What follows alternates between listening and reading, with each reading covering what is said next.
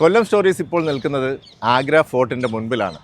Dubai വാർത്തയുടെ 18 പ്ലാറ്റ്ഫോമിൽ ഒന്നായ കൊല്ലം സ്റ്റോറീസ് ഇവിടെ എത്താൻ കാരണം 8 വർഷം പൂർത്തിയാക്കിയ ദുബായ് വാർത്തയുടെ ഡിസ്കവർ ഇന്ത്യ എന്ന ഒരു പ്രോഗ്രാമിനോടനുബന്ധിച്ചാണ്. കൊല്ലം ടീം എല്ലാവരും ഇവിടെ എത്തിയിട്ടുണ്ട്.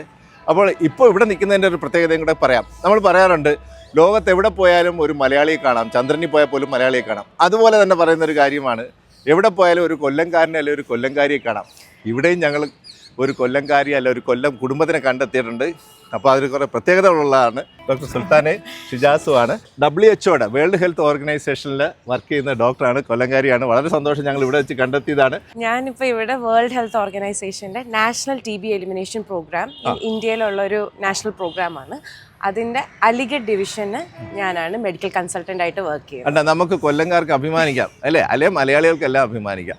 എത്ര ഏരിയ ആണ് കവർ ചെയ്യുന്നത്? അതായത് അലിഗഡ് ഡിവിഷൻ, UP നമ്മൾ ഡിവിഷൻ ആയിട്ടാണ് ഡിവൈഡ് ചെയ്യുന്നത്. കേരളം പോലെയല്ല, വലിയ സ്റ്റേറ്റ് ആണല്ലോ.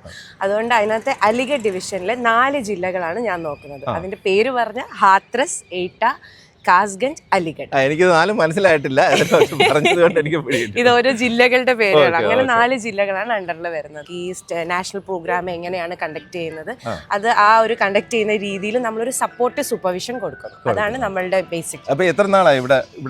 ഞാനിപ്പോ ഒരു 7 months ആയിട്ട്. 7 months ആയിട്ടുള്ളൂ, കൊല്ലമായിട്ടുള്ളത്. അപ്പൊ ഇവിടെ ആയിട്ടങ്ങ് ഇതായി ഇല്ലേ, ഇടകി ചെയ്യുന്നത്. ഡോക്ടർ ഷിജാസ് കാർഡിയോളജിസ്റ്റ് ആണ്, സ്പെഷ്യലിസ്റ്റ് ആണ്. അപ്പൊ ഇവിടെ സാർ എവിടെ വർക്ക് ചെയ്യുന്ന? ഞാൻ ഇപ്പൊ ഇവിടെ അടുത്തൊരു ചെറിയൊരു ഹോസ്പിറ്റലിലാണ്. ഞാൻ 5 years ആയിട്ട് കൊല്ലത്താണ് വർക്ക് ചെയ്തിരുന്നത്. കൊല്ലവുമായിട്ട് കമ്പയർ ചെയ്യുമ്പോൾ ഇവിടുത്തെ TB പ്രവലൻസിന്റെ എങ്ങനെയാണ്? TBക്ക് വലിയ റോൾ ഉണ്ടോ ഇവിടെ? ആക്ച്വലി വെരി ഹൈ പ്രിവലൻസ് ഉണ്ട് UP-യിൽ കമ്പയറിംഗ് ടു കേരള. നമ്മുടെ ഡേറ്റ അത്രയും ഷെയർ ചെയ്യാൻ പറ്റാത്തതുകൊണ്ട് അത് ഷെയർ ചെയ്യുന്നില്ല. ബാക്കിയുള്ള കാര്യങ്ങളെന്ന് വെച്ചാൽ UP അതുപോലെ തന്നെ north Indian States comparing to നമ്മുടെ സൗത്ത് ഇന്ത്യ, കേരള, തമിഴ്നാടു, അതിനകത്ത് കുറച്ച് പ്രിവലൻസ് ഹയർ ആണ്. കൊല്ലം പോലുള്ള സ്ഥലത്ത് നിന്ന് ഇത്രയും ദൂരം വന്ന് ഉത്തർപ്രദേശിലേക്ക് സർവ് ചെയ്യുമ്പോഴേ എങ്ങനെയാണ് തമ്മിലുള്ള വ്യത്യാസം എങ്ങനെയാണ് ഡോക്ടർ കാണുന്നത്?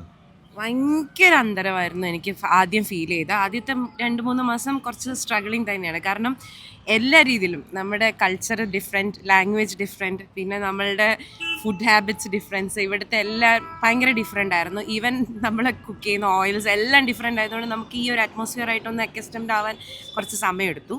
പക്ഷേ ഒന്നായിക്കഴിഞ്ഞാൽ നമ്മൾ മലയാളികളല്ലേ, എല്ലായിടത്തും സർവൈവ് ചെയ്യുന്ന പോലെ ഇവിടെയും നമ്മൾ അഡ്ജസ്റ്റഡ് ആയി. നമ്മൾ ലാംഗ്വേജ് പഠിക്കും, നമ്മൾ ഇവരുടെ ഫുഡ് ഹാബിറ്റ്സ് ആയിട്ട് നമ്മൾ ഇഴുകി ചേർന്ന് പോവും. നല്ല സിംഗേഴ്സ് ആണ് സാറ്, നല്ല ഉഗ്രൻ ഡാൻസ് ആണ് കേട്ടോ.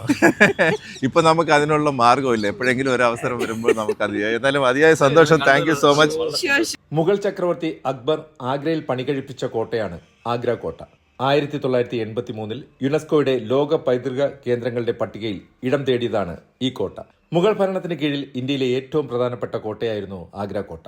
ഒട്ടേറെ ചരിത്ര സംഭവങ്ങൾക്ക് സാക്ഷ്യം വഹിച്ചിട്ടുണ്ട്. കോട്ട മതിലുകളുടെ ഉൾഭാഗം ഇഷ്ടിക കൊണ്ടാണ് നിർമ്മിച്ചിരിക്കുന്നത്. ഏകദേശം 2000 കൽവെട്ടുകാരും 2000 ചുണ്ണാമ്പ് കൂട്ടുകാരും 8000-ഓളം മറ്റു തൊഴിലാളികളും ഈ കോട്ടയുടെ നിർമ്മാണത്തിൽ പങ്കാളികളായി.